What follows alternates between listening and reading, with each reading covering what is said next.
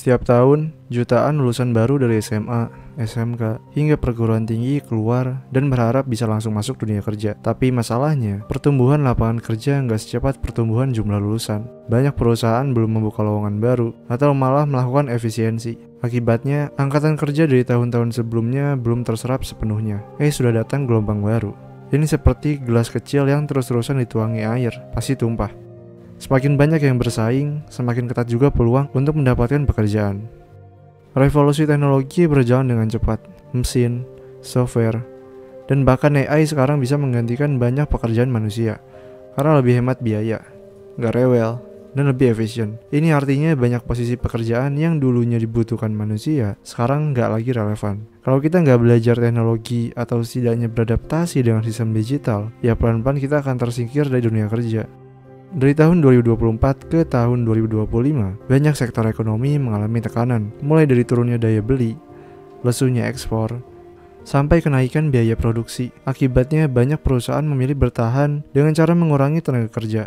PHK massal pun terjadi di mana-mana, di industri manufaktur, startup, bahkan perusahaan besar. Ini bikin jumlah pengangguran bukan cuma bertambah dari yang belum kerja, tapi juga dari yang tadinya sudah punya pekerjaan, tapi harus kehilangan karena efisiensi. Salah satu alasan kenapa lulusan banyak yang nganggur adalah karena apa yang mereka pelajari nggak nyambung sama kebutuhan industri. Banyak yang punya gelar S1 tapi nggak bisa pakai Excel, nggak bisa presentasi, nggak tahu tools digital.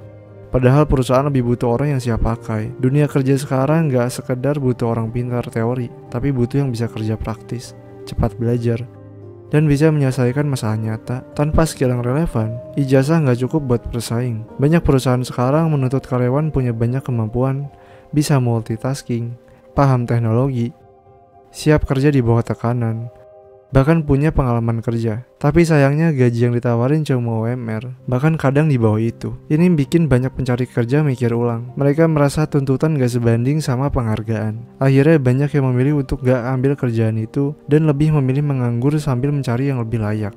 Karena sulitnya cari kerja formal yang layak, banyak anak muda sekarang mulai ambil jalur lain. Mereka mulai freelance, buka jasa sendiri, jualan online, atau bangun usaha kecil-kecilan. Dengan bantuan internet dan media sosial, banyak yang bisa tetap produktif meskipun gak terdaftar sebagai pekerja formal. Tapi sayangnya, data statistik sering gak menangkap ini. Mereka tetap dianggap pengangguran, padahal kenyataannya, mereka tetap bekerja, cuma jalurnya aja yang berbeda.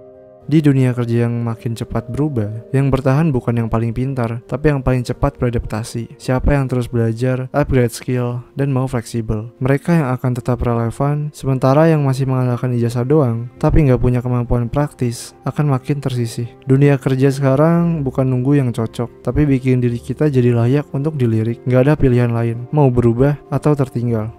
Dengan semua tantangan itu, nggak heran kalau banyak anak muda Indonesia mulai melirik peluang kerja di luar negeri. Di sana gaji jauh lebih tinggi, standar kerja lebih jelas, dan beberapa negara bahkan kekurangan tenaga kerja di sektor-sektor tertentu seperti perawat, pekerja konstruksi, atau sektor hospitality. Sementara di Indonesia, kerja keras kadang gak sebanding dengan penghasilan, dan juga banyak peraturan yang gak masuk akal kalau di Indonesia. Itulah kenapa kerja di luar negeri jadi pilihan yang masuk akal. Bukan karena gak cinta tanah air, tapi karena ingin dihargai dan punya kehidupan yang lebih layak. Kalau dalam negeri belum bisa memberikan kesejahteraan yang pantas, wajar kalau akhirnya banyak yang memutuskan, ya udah cari kesempatan di luar aja.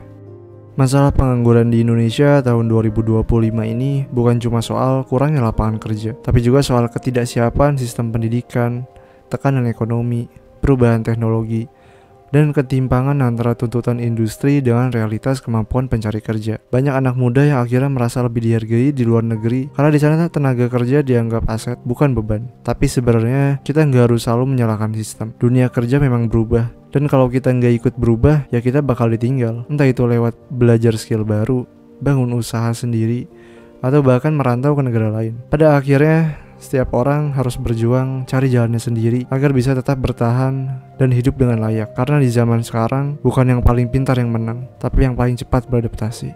Oke, mungkin sekian dulu untuk pembahasan kita kali ini. Semoga video kali ini bisa bermanfaat dan sampai jumpa di video selanjutnya.